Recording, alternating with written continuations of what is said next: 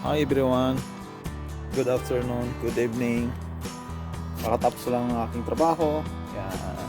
Samahan nyo ko guys, diligan yung aking mga halaman, yung aking mga vegetable na tanim. Yan. Samahan nyo ko guys. Yan ang aking libangan dito guys sa Ireland. Yan, after work. Yan, magiging muna tayo, farmer after work. Magpa-farm muna tayo. Pakita ko sa inyo guys yung aking mga tanim. Yan. Kung makikita nyo guys, mga pananim. Yan. Hindi ko pa nito transfer guys. Ta-transfer ko pa yan later. Pagka medyo na. Yan. Ta-transfer ko pa yan guys. Yan ang aking mga pananim. Yan. After work, after mag-design ng building, ito naman back to farming. Kasi guys, alam nyo, farmer kami,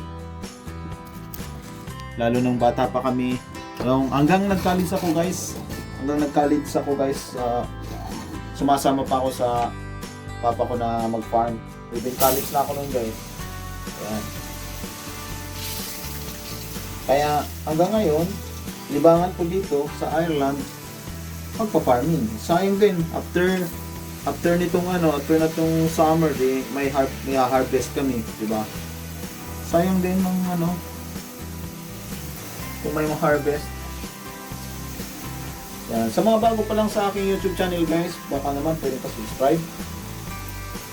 Thank you very much. Happy Monday everyone. Yeah.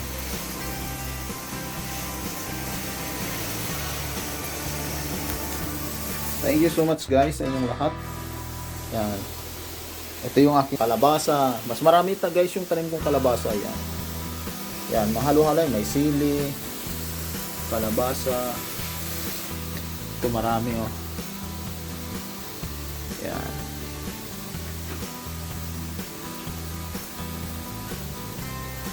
Kasi maganda kasi dito sa Ireland, may libangan ka rin kahit na siyempre, para nakaka-relax ako dito guys na nag-ano ko dito sa pananim. Nakaka-relax din guys.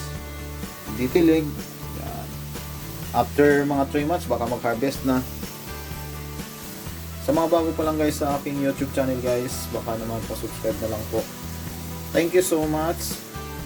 And sana supportahan nyo ang aking YouTube channel. Yan.